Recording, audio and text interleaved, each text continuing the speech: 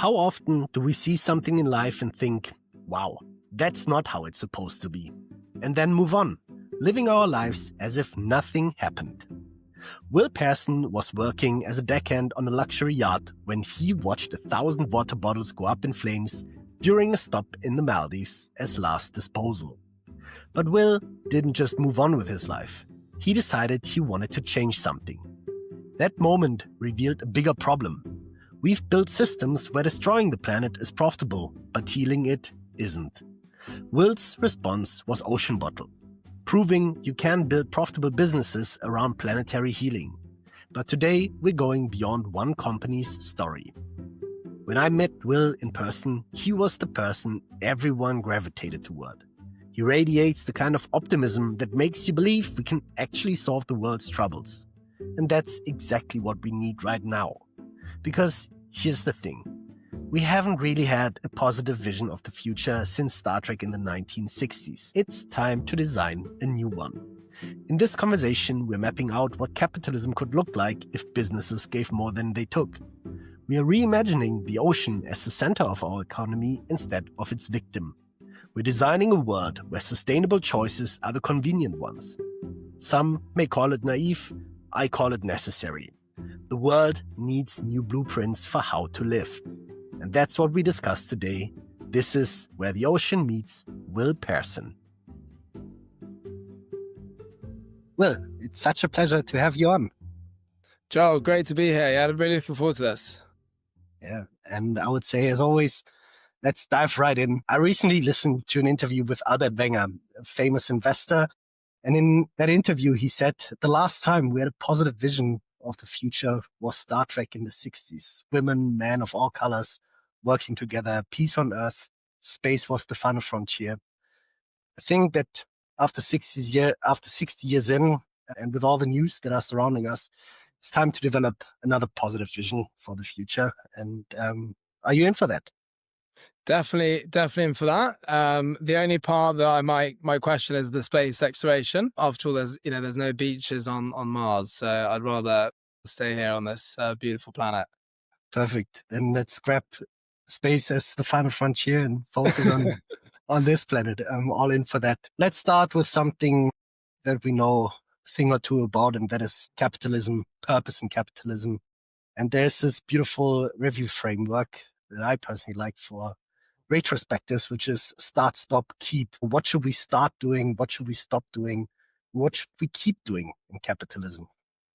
Cool. Well, Joel, really excited to get your perspective on this as well. But what I like to do as well is kind of, jump that bit further into the future. Where do we want to be in 2050? The things that we need to start, stop, and keep in order to get there. Yeah. And I'd love to hear, your thoughts on where you want to be. But for me, 2050, I really would love to see a world where, businesses give more than what they take. And we're really getting to a point where companies have reduced their negative externalities towards zero, whether that's carbon emissions or pollution. And actually, they're really starting to drive forward a positive impact for stakeholders and society. That's through their supply chain or investing in regenerative projects. I think there's so much that's possible in that kind of new world of capitalism. And so to answer your question more directly, what would I start? What would I stop? What would I keep? I think we need to really start investing in and backing, these kind of businesses and brands of the future. And that really relies on, people, consumers voting with their wallet. And I think choosing these companies that really are going above and beyond in terms of doing good. Then we've got obviously governments. They need to legislate. We can only really clean up the mess so far.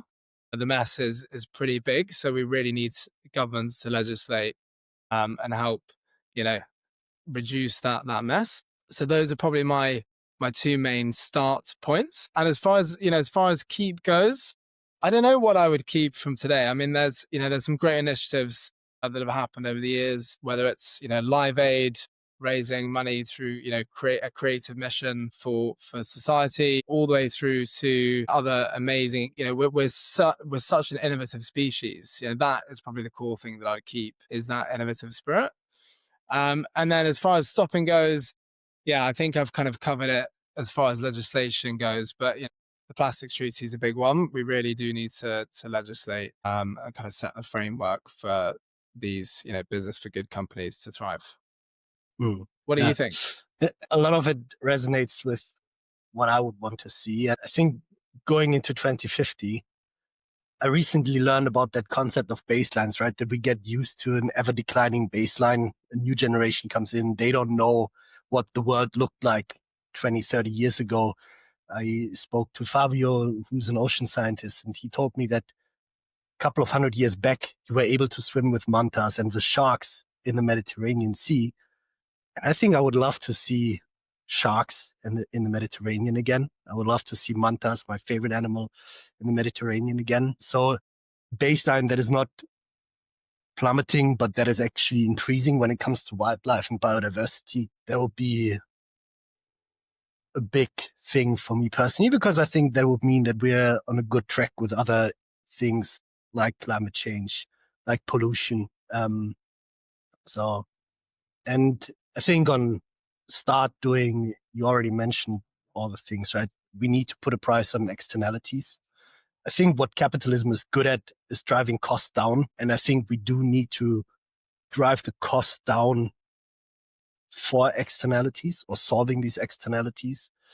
And I think what we should stop doing is asking that question on whether or not the company that is fixing the planet should be allowed to make a profit or should be a non-profit, and actually turn the question around and say, it's like, why is a company that is taking resources, that is destroying the planet, allowed to make a profit? I think this is the big mindset shift that I would like to see. Yeah. And you mentioned legislation and the plastic treaty, right? How do you currently feel about it? Like, we're speaking after the conversations in Geneva failed. For now, what is your aftermath looking like? I'm afraid to say that I don't feel surprised. Like, I'm not sat here kind of in shock and awe that it hasn't happened. I mean, what I think has been quite encouraging is that some countries are actually pushing and moving forwards in terms of like setting a plastic cap, legislating on materials and toxicity, really kind of, end to end. And I think the fact that we haven't been able to find a consensus doesn't surprise me. But I am hopeful that in the next round we can hit home. How are you feeling about it, Joel? Yeah, pretty similar. I'm not surprised, and I'm also not very discouraged by it. I think these things take time. I think the beauty is we know what we have to do, and it's execution time. Obviously, strong legislation is also something that I would want to see in this vision of the future, where we're actually protecting nature also with laws, because that's what laws are for, right? They're there to protect those without a voice, the weak ones in society. And essentially, the environment is the weak one compared to capitalism. And that also brings me back to what you just said. On the one side, we have capitalists. On the other side, we have charities, NGOs. In the middle, there's something new blooming, like these profit for purpose organizations. What do you think is important to govern this kind of new organization? Where can these go wrong? And what do they have to do right that we will see them in the future? I think, there is yet no real blueprint. I think these companies are kind of finding the way forward, and they're figuring out how they can run a successful business, and that means business that can be financially independent and thrive and grow, but also a business that delivers that positive impact that we've been talking about. And I think B-Corp have helped really kind of set a good framework for what it means to be more responsible business. And that means taking a hard and holistic look at how your company engages with society as its stakeholder. But I think the reality is, still this is a model, and still the predominant model is focused on businesses reducing the harm that they're doing on the environment, but also on people. I think ultimately there's scope to go beyond, B-Corp and that framework as well, and to push things even further. And actually, that's why we've set up an initiative called B Plus, where the ambition really is to kind of bring together the world's most ambitious companies on climate and nature. So in there we have, of course, Clean Hub. We have Ecosia, which is the world's largest tree planting platform. We have Notpla and Sway, who create plastic alternatives from seaweed. All the way through to like Unless Collective, who've created the world's first, regenerative, biodegradable sneaker. And then we've got, even more sort of hardcore technical solutions as well within B Plus. But really the ambition there is to, we haven't really yet established what it means to be in that new blossoming space. And the ambition with B Plus really is to kind of bring together these leaders who really are kind of changing the game within their industries, together with some of the leaders of the world's largest companies, because these are two groups that don't really interact that much. And our hope is that actually by kind of creating a bridge between those two groups, we can, inspire action, but we can also drive collaboration, between those two groups, because I think that is what we need, and we need to bring different, voices and different people into the tent, so to speak, the global leader tent. Yeah, I agree. Even though it feels like lately the attention on these things has dropped a little, at least in public opinion, and I think that also brings me to another very important aspect of the future, right? Which is how our opinions formed. How can we actually also hold media companies responsible to talk about the things that are going on and not chase the next click, not optimize for their own business model of getting ever more attention, which is easier through fear, obviously, than through also showcasing things are going in the right direction. How do you see the role of media in creating a more positive future? Well, media is kind of closely linked to the capitalist model, even how our governments operate, which is, you kind of nailed it in your question, but everything is on a very short-term cycle. So a business leader is only planning for the next 4 years. Same with the government. And, they are all about maximizing shareholder returns. So for them as a media company, everything's about driving views, impressions, reads in order for them to kind of maximize their advertising revenue. And because of human evolution, I can never say the word right, but the amygdala, I believe it's called, responds to that kind of fear response within us, and that is what drives people to read. I think we're not really seeing enough coverage on the positive stories. What was really interesting though recently was I met a sort of a climate communications professor from Cambridge University. And they've been doing studies now on thousands of individuals from all around the world. And they've basically concluded that constructive optimism is the playbook for climate change. How do we actually work towards the future that we want to live in, rather than just fear mongering in the place that we are now? And that means that people need to be able to, visualize and imagine and kind of see what that future could be, so that they feel inspired to actually take action and kind of work towards it. Mm. Yeah, I agree. Bit of a roundabout answer. Yeah, but I think it's also changing the behavior of readers, right? I don't think anybody really wants to be scared, but in the end, that's what the algorithm is driving, because that gets the attention. And maybe we need also a platform that is bubbling up the more positive stories and puts a highlight on that. I think there's fantastic people out there like Sam Bentley that are already doing this kind of work, but seeing that accelerated and also show to people that change is possible is such a crucial element of the future that we want to see. So it would be brilliant to have a media house in the mix that wins, because they managed to shine a light on grassroots movement, on people that are driving things forward, on something that can actually spark hope in people. So I think if we add that into the mix of capitalism world that is driving the future, it would be brilliant. We'll add that one to our to-do list, Joel. Definitely agree. But your point that you said before, you're right as well. That it's right that people are scared. We are up against some pretty tremendous threats here. But the reality is that fear isn't going to get us anywhere. And we're going to do the opposite of mobilize. We're just going to sit and hope. Paralyzed. We're going to paralyze. We're going to paralyze. So I think we don't really have a choice but to kind of lead with optimism. And I think if enough people do it, and enough human minds and ingenuity put themselves, we're getting very philosophical now, Joel. But I think if enough people put their minds to it, anything is possible. Yeah, I fully agree. Summary: how do we change capitalism? What's the positive outlook on capitalism? Regenerative first, companies that completely reinvent instead of doing incremental changes on how they operate. Is that priority number one?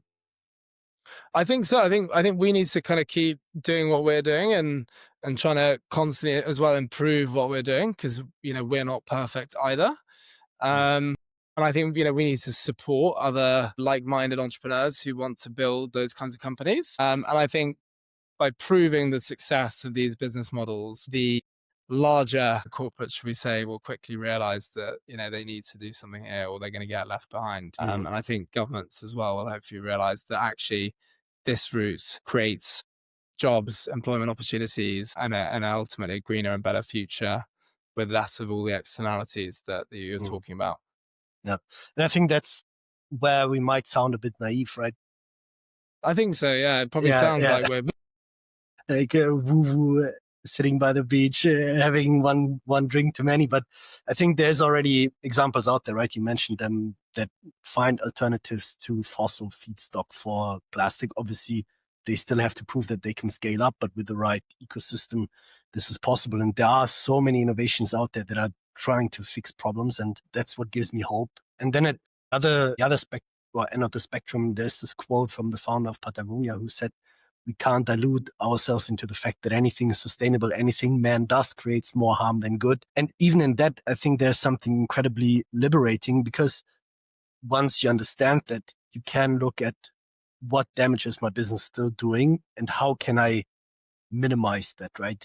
Obviously, if you're regenerative, you're doing fantastic, but then you will still use a computer which is mining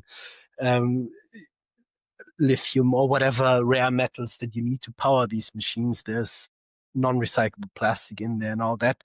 But you can then switch to, I don't know, reusing computers, refurbed computers, right? There's always that next step that you can do. So in some areas, I think this super disruptive change is needed, but there are also incremental steps that everyone can take to improve the situation. And I think in the end, it's going to be about that combination, but a general philosophy change of attention on the externalities as well. And maybe it needs to be forced. Yeah, definitely. Maybe a bit of a carrot and stick. Never hurt anyone. But I think you're right. The incremental, that's how we will get there. The sort of 5% improvements a year. And we've really struggled with getting food grade recycled content in the lids of our bottles.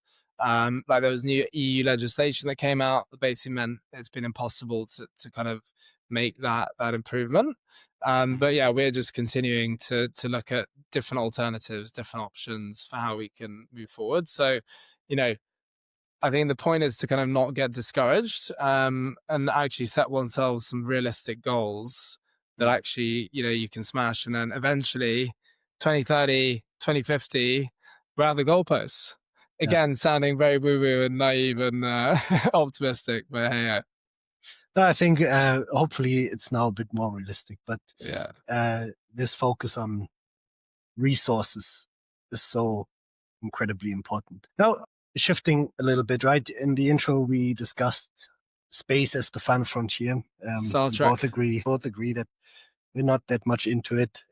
Our vision probably revolves around something that is even less discovered than space, which is the ocean.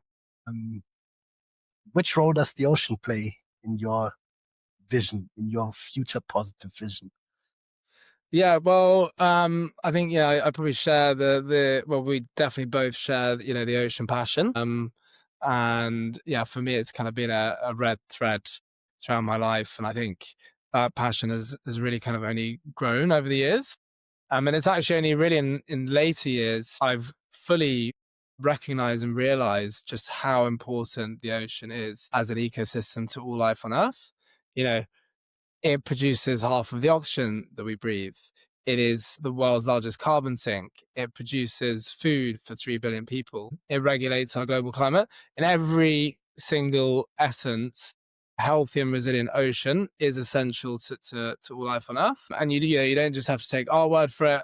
So David Attenborough said earlier this year that the most important place on Earth is not on land, it's actually at sea. So I think at our peril, we've kind of ignored the world's largest ecosystem. And without a doubt, the ocean plays a huge role in that kind of 2050 vision of the future.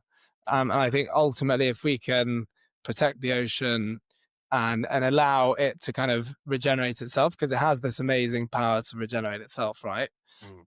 We can have manta rays and sharks back in the Mediterranean. Not everyone will love the shark aspect, but trust me, it's good for biodiversity. If we can achieve that, then it truly will be our biggest ally against climate change, but also the biodiversity crisis in general. So I think it's integral. What do you think? Yeah, I agree. And I think also that so much inspiration comes from the ocean. I mean, the big stories that we still tell ourselves, right? Be it the Odyssey, be the stories of the explorers that are not only positive, but there's so much adventure, so much history also connected to that ecosystem. We come from the ocean if you trace it back long enough and you actually believe in biology. So it is so central, and we feel so at home also in water as humans that just philosophically it is crucially important, besides obviously being the life support system. For us, there's a reason why it's called the blue planet, and so far we didn't find life on any other planet, right? So it is what keeps us alive, and that's why it's so important to protect it. Are there any solutions out there, any people that you met that give you hope, that do great work in the ocean space field? Yeah, there's loads. And I think you touched on something important as well, which is like that emotive connection to the ocean, which I think, we often overlook in kind of our more technical and impact focused jobs where, our job is to prevent plastic pollution. But actually that connection and the kind of spark to the ocean is so important. And I think Jacques Cousteau said, once the ocean casts its spell, it will forever hold you in its net of wonder. Um, and I think people who have that opportunity to connect to the ocean, it is a very powerful place. So that's something that we want to drive forward as a company as well, is connecting more people to that ecosystem. And yeah, I mean, there's loads of amazing startups in the ocean space. We were actually on a program in Oslo, Norway, called Catapult Ocean, where they scout for innovative ocean companies. And yeah, there's lots of amazing solutions I can think of, from Eco Subsea, which is a very technical solution, but they have a sort of robot that cleans the hull of big ships. And what that means is they're able to avoid putting the anti-fouling on the bottom of the ships, which is, incredibly toxic for the marine environment. But they're able to then harness that biostock and material and actually turn it into energy. So there's just loads of these like win-win solutions. A lot of them are quite technical. Another one's called Samudra Oceans. They use AI and robotics for seaweed farming. So they're looking to do a gigaton of drawdown potential in terms of carbon through seaweed farming, as well as sea fields who do sargassum farming out in the North Atlantic Gyre, all the way through to like Nothing Fishy, who make omega-3 supplements from algae. So then instead of having to buy fish, you can actually just by what the fish eat and get your omega-3 directly that way. See, I mean, there's loads. Any cool ones you can think of? Yeah, I mean, I spoke to Sergey on this podcast. He's trying to build a nervous system for the ocean, which already Wow. sounds pretty funky, but he's basically using AI to understand ocean ecosystems better and then also help establish, for example, marine protected areas faster, and actually monitor interventions and learn from that what actually helps the ocean. So almost like an information platform for ocean regeneration. I'm quite excited since the Attenborough movie, but then also speaking to people who know quite a lot about the concept of the marine protected areas and seeing really how quickly they can rebound. So for me, that is a big part for my future positive vision, is to have more marine protected areas where the ocean can really recover, where species have a home. So that as a general concept needs to be on the roadmap for sure for my positive vision for the future. 100%. I mean, ban destructive practices, support regenerative ones. I think we need to see 30% of the ocean protected, but not just on paper, right? It's really important that these areas are actually ideally no catch zones. And already, like you said, the ones that have been implemented are already having huge spillover effects in terms of fish stocks and fish populations. So it's just wholly beneficial for everyone to be doing this. I know, Blue Marine Foundation, they've been doing a lot of amazing work within MPAs as well as Pristine Oceans. Revive Our Oceans is a new initiative as well that's looking to create miniature marine protected areas within coastal communities. So sort of very community-led approach, which I think is super cool. We need, there's amazing innovators out there. And like you said, I think that's what gives me hope for sure. Let's maybe explore a little bit about your personal connection to the ocean. Like, what is it that you feel when you're on a road trip and finally see the ocean on the horizon? Yeah, I mean, I think I'm kind of quite a restless person, and I love creating new things, being on the go, like doing new things. I think with the ocean, it's a very it's dynamic. It's always moving. You got waves rolling, crashing. It's always sort of changing, and I think that's one of the aspects of it that I love. But really, like being out on the big blue, where all you can see around you is just ocean. It's like a sort of, I imagine it's as close as you can get to outer space on our planet. And what's crazy is I think, just 12 nautical miles offshore, and you actually can't see land because of the curvature of the planet. So if you believe in the fact that Earth is round, right? If you believe in exactly, which we might not actually at this rate, Joel. But yeah, it's wild. Just the scale of it is so crazy. So that's definitely a dream of mine, is to, if I get the opportunity, to sail around the world.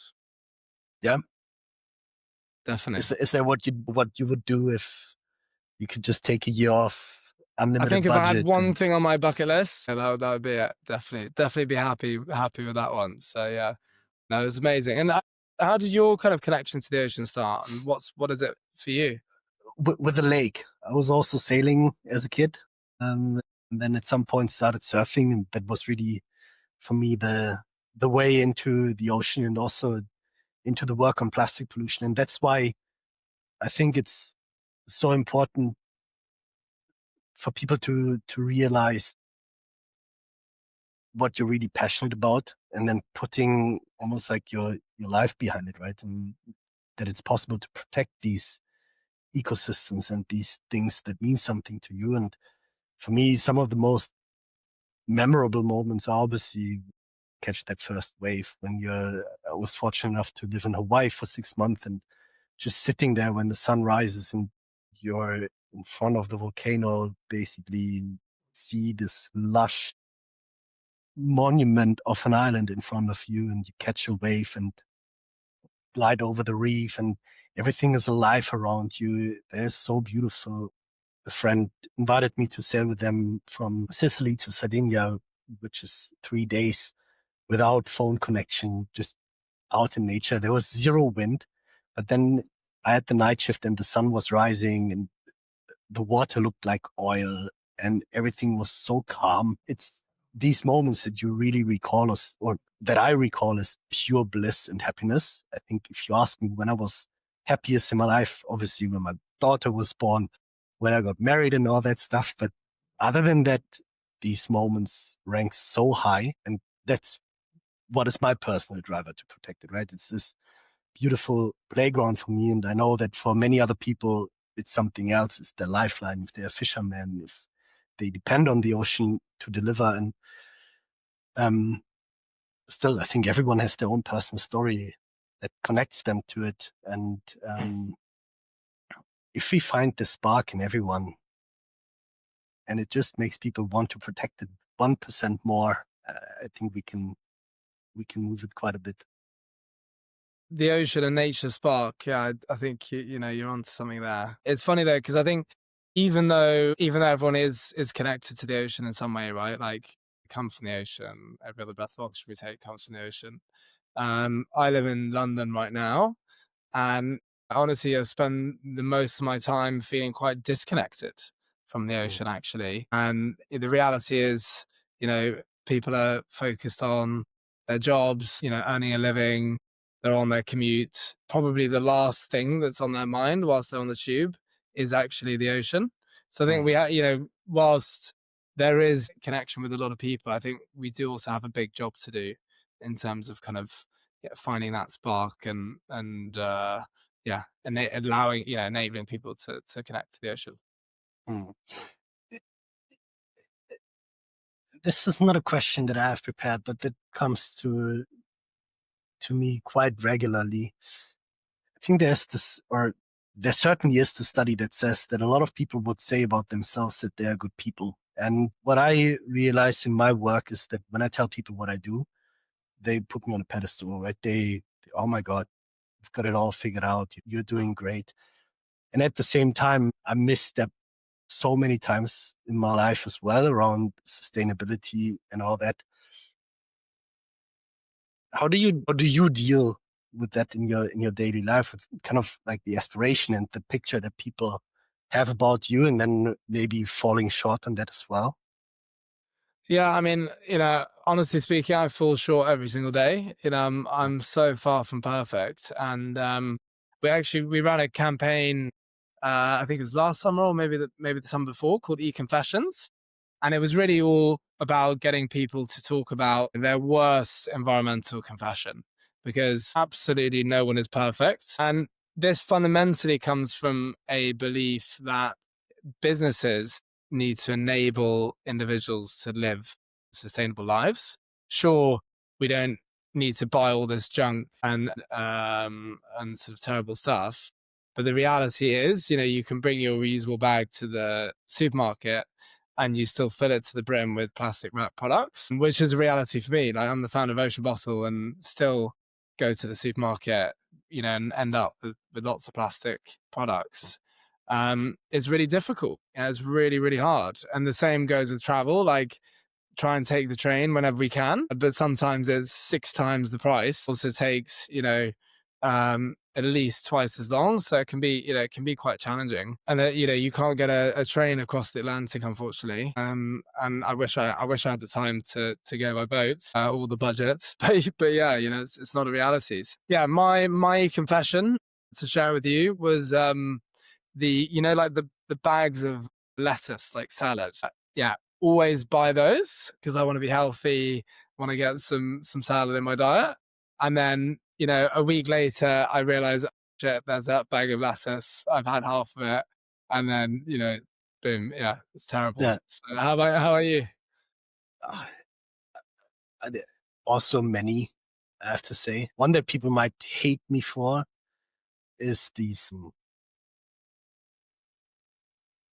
floss sticks. I know you could use the whole thing, but then I don't use that as a habit. We have a history of dementia in our family. There's more and more research coming out that oral hygiene is playing into Alzheimer's and dementia. And I don't want to have that. So this is one of those things where convenience wins. And then the other one is really single-use diapers. We looked at reused diapers. It's pretty Can't do it. tough. Yeah, it's pretty Can't do tough. it. Did you manage to find some biodegradable ones? Not in Germany. We are actually looking at a company and establishing a project to prevent diaper waste through compostable ones abroad, but I haven't come across any brand yet that's working in Germany and is working also with the German collection system for organic waste. If Yeah, somebody well, knows it, please comment. this is what we need, right? We'll probably get onto this, but we need these brands and solutions that can provide these alternatives and that can compete at a similar cost, because people, maybe some people will pay a bit more. We find that in our consumer surveys, but the reality is, most people can't. Most people don't have the opportunity to. So I think affordability is a key, key part of, especially the commoditized products like cling film. There's a great alternative in Australia called Great Wrap, which is made of potato starch. I love it. It's awesome, but we don't have it here. We kind of use like, it's called a Bigo we use. It's like a beeswax kind of thing that you put on your food. But there's just, we need more, and we need it quickly. Absolutely. These solutions are so needed. And it goes a bit back to the question around legislation, right? Because even thinking about refill, another eco confession, every now and then I have to fly for business. And when you're at the airport, at least in Berlin, there's now literally queues at the refill stations for water bottles. And I find that crazy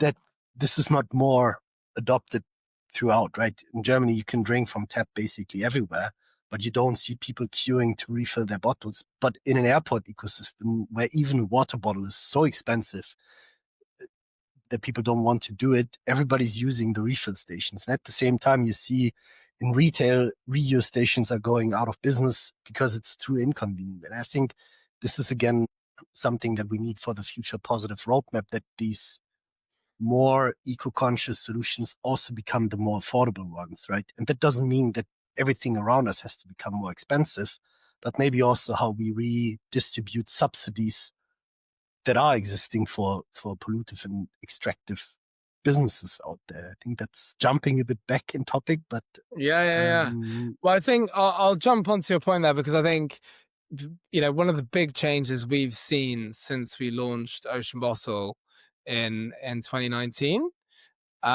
is the refill movement. People, it was unheard of to see a queue at the airport of people waiting to refill their bottle. And now people will happily do it. And we're still talking about a subset of the general population, but it's definitely something that's growing. Yeah, especially in some markets, like in the US, a lot of people will carry a reusable water bottle, and it's kind of become an essential accessory, as part of their outfit. So I feel very encouraged by that. And through kind of what we're doing, we're both helping avoid the single-use plastic bottle consumption. But then obviously what we do is all about also funding plastic collection initiatives. So I don't know about you, but we often call it sort of, on the one hand, we've got a consumption challenge or a design issue around plastic. So, we need to design away single-use plastics. And on the other hand, we have the collection gap, which is essential that we can set up collection infrastructure in coastal communities around the world to prevent plastic from entering waterways and the ocean. And so that, when we started Ocean Bottle, that was really what we wanted to do. We wanted to help individuals kind of ditch their single-use plastic bottles, but then also kind of fund and support this global solution around plastic collection. And that's obviously why working with you guys. But so I would probably say, actually, more positively, that I wasn't sure that we would see the behavior change there, and it actually is happening, which I think is really encouraging. So we just have to keep that kind of cultural pressure up. on refill and making it a bit taboo to have, Like we did with smoking, right? I think yeah, it's not that cool to smoke anymore. The but Marlboro Man is not the hero of so many anymore. So the question is, who's going to be the Marlboro Man of the sustainability movement, or of the regenerative movement, of the future positive movement, right? How can we yeah, make yeah, yeah. this the cool thing? And I think you're doing a big part with the bottles, right? By just making them also kind of a fashion item. Like it looks good. You can combine it and you can Well, express your personality. I think we need to make sustainability. It's important that we make sustainability easy, and possible, and ultimately also affordable. But we also need to make it desirable. We need to make sure that this is something that people want to be part of. I think one of the challenges, though, that the category that we're in is up against is, bottles almost becoming another capitalist fast fashion item. And so, so for us, we're quite focused on, we have our kind of repair and spare parts scheme. So actually, if something breaks or someone loses something like the cap or the loop, they can actually get a free replacement part.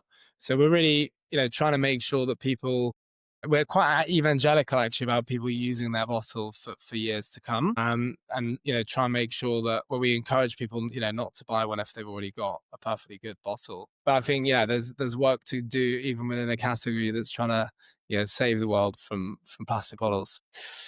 Yeah, I think that's an ever repeating aspect, right? It's like the need for optimization and education never really stops in any category out there. And goes back to the quote, like, everything man does creates more harm than good, even if you're minimizing it. And then keep focusing and keep reiterating on not creating so much harm. Definitely. I mean, the marketing industry is built around, they've perfected the art of desire, creating desire for products and services that people don't even need. There's a $600 billion industry that is explicitly focused on selling and, making things look shiny. But your point around education, though, do you think the kids of the future, do you think that that's really where the hope lies, is in the kids and them convincing their parents to make sustainable choices? That's a good question. Because it's very easy to say yes. Um, I mean, it definitely inspired me. I can say that it was probably geography class learning about, I think it was the Millennial Development Goals back then, so before the Sustainable Development Goals. And I just became obsessed. I became totally obsessed about sort of, you know, environmental challenges that we needed to solve within our lifetime to ensure that, future generations can have the opportunities that we've had. And I remember like coming home and just talking at my parents for hours. And I think they have become a bit greener as a result. My mum actually started a company called Less Trash in Norway, nice. but maybe she inspired me. It might be the other way around, but Yeah. yeah. But I think No, education has a role to play for sure. I mean, we do see it in the projects, right? Part of the interventions is also going into schools and educating the kids on plastic pollution. And they go home, and we did this in a community in India. And the kids went back home to their parents and said, we learned in school that if we don't manage our trash correctly, it goes into the ocean, it can harm the turtles. From now on, we will separate our trash. And participation rates in waste collection schemes jumped from 30 to 70%. So the effect is clearly there. Um, and education is 100% key. Um, the part that worries me a bit is, again, going back to the question around media, right? Like, what is the influence? What are we teaching The as kids after school. desirable? Yeah, yeah, yeah. Yeah, exactly. So Yeah. What's on TikTok?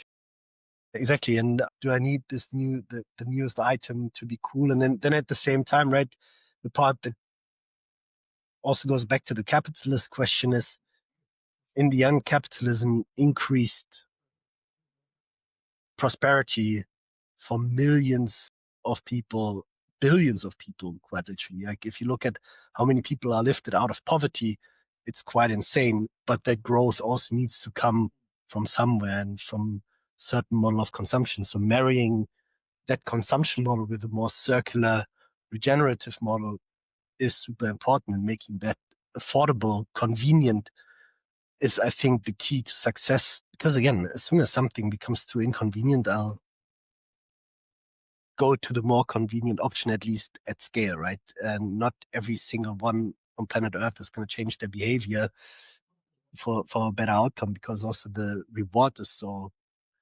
delayed.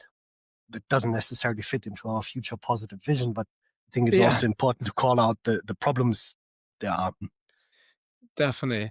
I mean, there is one particular correlation that concerns me with our vision as well, which is the correlation between wealth and consumption. It is a direct correlation in terms of how much people buy and consume, and we're getting quite philosophical on that one. But I think if we can create these regenerative and circular solutions, that it means that becomes less of a challenge, right? Mm. And I think maybe this is part of the education, right? Is what what needs to change also for our future positive vision, that the celebrated heroes of our time, and I think there's so many founders and CEOs of the past 10, 20 years that built crazy companies, and I admire them for what they achieved there. So I don't want to talk down on them, but they are cultural heroes of our time. And then I hope that I get that interview soon. I found a scientist that dedicated 35 years of her life to research one species, which is the dugong, the sea cow, which is a crazy legacy, like dedicating your life to one species. Or again, like for example, Fabio, who spent so much time and energy in researching marine protected areas, trying to build correlation between how the diving industry actually creates more value in economic terms than the fishing economy in that same reef. Again, like, how do we put people that do proper science, that bring our species forward and that protect our species? Because in the end, it is about us, right? We are egoistic beings. We want to survive. That's part of our evolution. We want to see the next step. But how can we also celebrate these people and have them as influencers, maybe, and say it would be so cool, like, to be that, like the Sylvia Earls, the David Attenboroughs, these kind of cultural figures that really move the The needle. true celebrities. Yeah, exactly. I think we've got a role. I think brands have a role in the space. We've done a series in the past called Ocean Heroes, where we spotlight people from all over the world who are doing cool, interesting, and impactful things for the ocean. I think we do have a role to play in that. But maybe it comes a bit back to your point around media as well. Is there a kind of new age media platform on the to-do list that really shines a light on the actual heroes of today, rather than people driving Lamborghinis and all the rest of it? Yeah, the People magazine for, Yeah, yeah. I Well, don't it's a know, sort of People of New York spin. yeah, yeah. Humans of New York. Okay, so we can put that on the roadmap for sure. Then the connecting tissue for both our career paths is the ocean, and for you, there was a very specific experience where you were a deckhand. First of all, what is a deckhand? And then second of all, I want to speak about the 1,000 Evian bottles that were burning that let you into the space. And from there, maybe we can use some time to discuss how the plastic industry specifically needs to change. But what is a deckhand? What was your job? Yeah, cool. What on earth is a deckhand? It's a great question. Before I answer that, I'll actually the real kind of first spark for the ocean really started in northern Norway. So I'm half Norwegian, and often was able to sort of spend summers with my grandparents there in northern Norway, and it's the fjords and the ocean and the sea, I think, kind of captured me back then. And then I kind of decided to take that forward and actually go and work on a boat. So in terms of what is a deckhand, it's basically someone who kind of works on deck. You're basically like a glorified cleaner. you're kind of polishing the stainless steel, scrubbing the decks, making sure that, the boat you're working on is looking ship sharp. And for anyone who has watched Below Deck, that's basically what I was doing. So I was working on a yacht. And yeah, it was a really fun experience. Quite carefree. Like, you don't have that much responsibility apart from your role and what you're doing on board. But we were really lucky because we got to sail out from Malta to the Maldives. So it was a 3-week passage through the Suez Canal. I remember one of the sunrises in the Suez Canal, which was just epic. Like, it's sort of seared in the back of my mind. And then also just moments like out at sea in the Red Ocean and then the Indian Ocean. But yeah, when we got to the Maldives, we had some guests on board the boat, and they actually bought 1,000 Evian bottles. It was around about 1,000. It was like crates of Evian bottles flown in from the Alps. And yeah, it was just for like drinking on their holiday, because they wanted some bottled alpine water. And I was kind of I was one of the people that was basically crushing them, pouring. People would have like a sip of the bottle, leave it out on deck, it would heat up, pour it out, and then crush it, put it in a bin bag, and then handed it over to kind of like a trash boat that like came and picked up all of our garbage. And yeah, they just took it to an island called Tilafushi, where they just burn all the plastic waste there because there's nothing else for them to do with it. And I just remember seeing that, and it was just this bizarre juxtaposition of the most beautiful turquoise water I've ever been in, and then, causing this sort of damage that was sort of out of sight, out of mind. And I just thought, well, this can't be right. So yeah, I came back, had a friend that was studying microplastics, and then just got pretty into the ocean plastic space, learning about the problem, learning about various solutions. And yeah, that was it. I kind of felt like wanted to do something about this challenge. And that was, when we decided to do Ocean Bottle, which was really about enabling individuals to actually be part of the solution and make an impact. Because I think I felt that, me as an individual, I didn't honestly know where to start. And I think that was the feeling that most people didn't know really where to begin. No, it's interesting because I think coming back to the concept of baselines, right? We both were used to quite a high baseline when it comes to perceived cleanliness. I'm not saying that our waste management systems don't use burning and all that to deal with waste, because they do, but we don't see it. It's happening somewhere in a factory, and there was happening in plain sight. But maybe that contrast of my baseline of clean North Norway versus then how things happen somewhere else in the world are in the end what triggers us, because we're in warp speed experiencing that decline of baseline, and maybe it's what was needed to actually spark that journey. And you're doing that now since, I think, 2018, if my research is correct. What is it that you learn about the plastic industry that needs to change? Well, I think, and actually just to add something first, I think to your point, I think I've felt a sense of privilege about having experienced that beautiful and pristine environment in Norway. And the irony with Norway is obviously it just exports all of its pollution, i.e. oiling.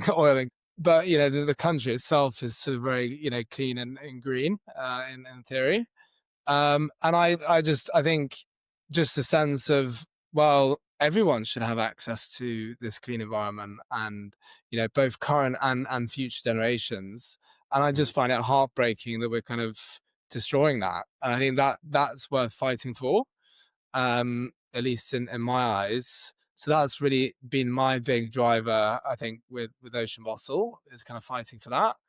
And to answer your question about the plastic industry and what do we need to change there, well, I really look at it as we need to kind of redesign the plastic economy, where we are using plastic for completely the wrong applications. You hate multi-layer sachets and films as much as I do, if not more. We're using a material that lasts for 400 years to wrap food products, which might last for weeks or months. It's crazy.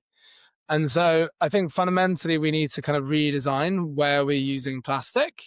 Plastic is going nowhere. It's one of the most ubiquitous materials now on the planet, thanks to humankind. But we need to adopt these compostable, biodegradable, regenerative alternatives for those applications, and basically do away with single-use plastic. And then I think on the other hand, we have this huge collection challenge where a very, very large portion of the world lacks access to waste management infrastructure. And there is a huge job to do in terms of rolling that out and giving people the opportunity to exchange their plastic for an income in the most ideal circumstance, and also, have the opportunity of not living in a polluted environment and polluting the ocean in the same breath. So that's my vision. What's yours? Yeah, I fully agree. It all starts with the design, right? Poor design trickles down and actually also creates these collection challenges, because if what you're producing at the end of its life has no value for anyone, nobody's going to collect it.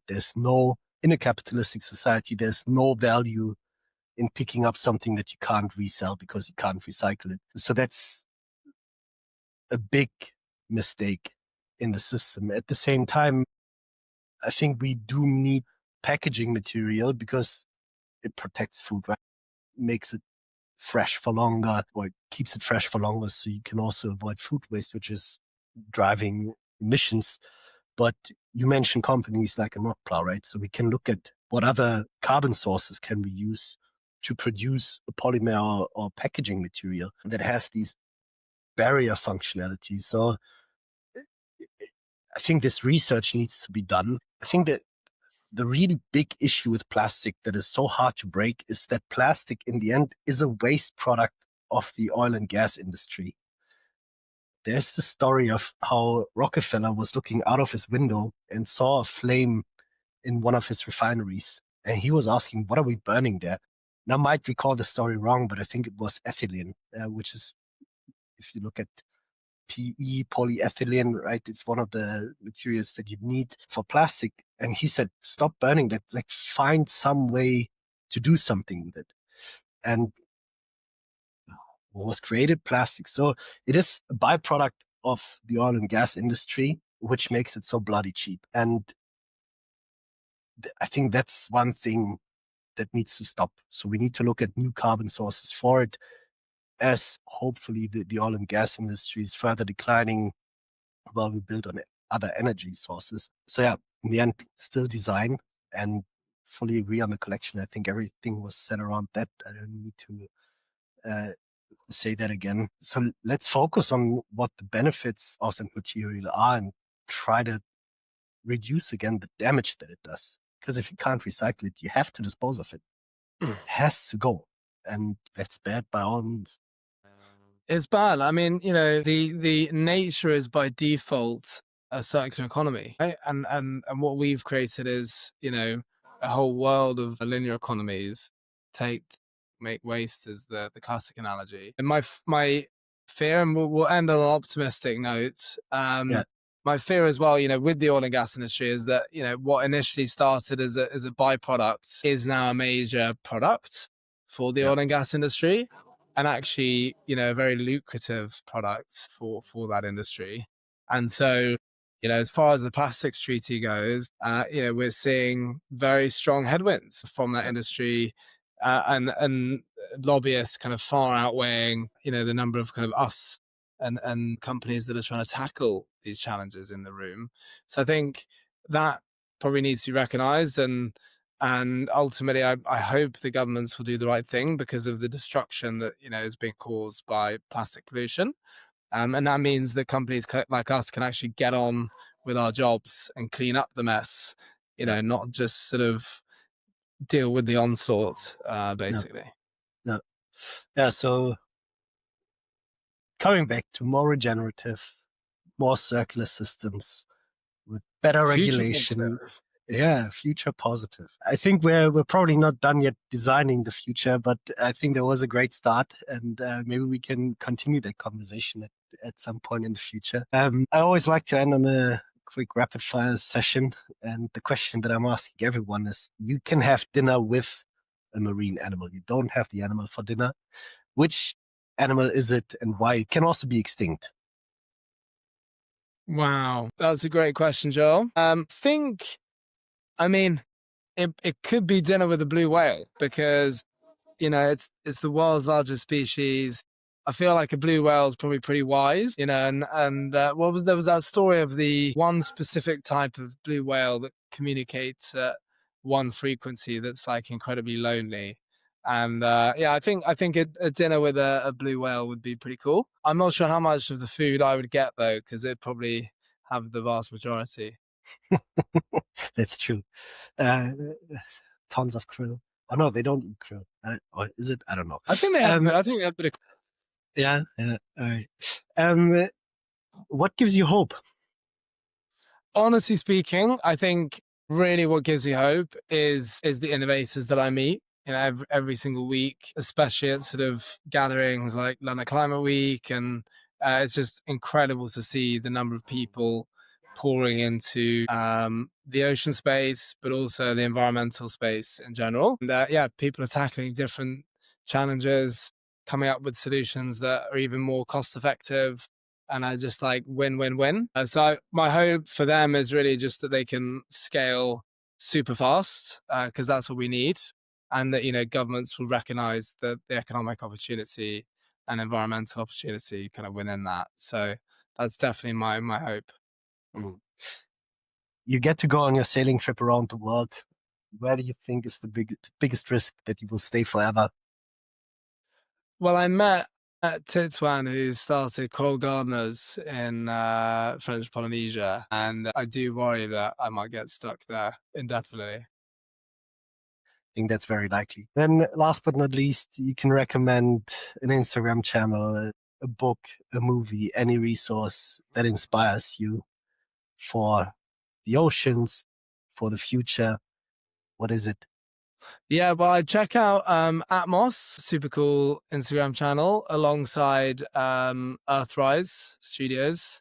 They tell really cool, interesting, impactful stories, really from a kind of sustainability and future positive angle. And then as far as books go, well, actually, if you have watched the film, the documentary with David Attenborough, he also wrote a book called Ocean, which I thoroughly recommend for anyone who really is super passionate about the ocean and wants to dive a bit deeper. Or Blue Mind, which talks about our human connection to water and the ocean, and how people often feel better for being near or in the water of the sea.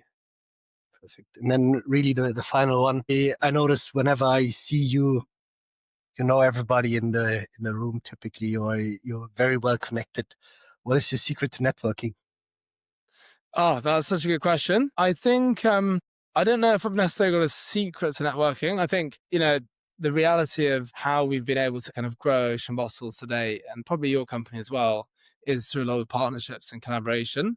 And I think, being interested in what other people are doing, like genuinely interested, and then putting yourself in their shoes and thinking about how you might be able to work together or collaborate, I think is always a good approach. But also just have a bit of fun. Sustainability is very serious and boring on some occasions for the right reasons, because it is a big and important topic. But I think we need to have fun and enjoy the journey, because then we'll bring more people along for the ride. Yeah, thank you so much. And I hope that we can realize as much as possible from our roadmap and potentially develop it even further. It was fantastic. Thank you, Will. Totally, Joel. Yeah, for anyone listening, please take on any of the ideas in the roadmap. We would love that. And at the very least, I'm really excited about what we can do in partnership with Cleanup, and excited for the future. If you enjoyed this episode, I can highly recommend to listen to the one with Fabio Favoretto, where we speak on marine protected areas. If you enjoyed it also, please do follow the podcast on whatever platform you're on. And just let me know in the comments what you would like the future to be like. If you really enjoyed it, then please also rate the podcast, because that helps me spread the word further. Thank you so much for listening.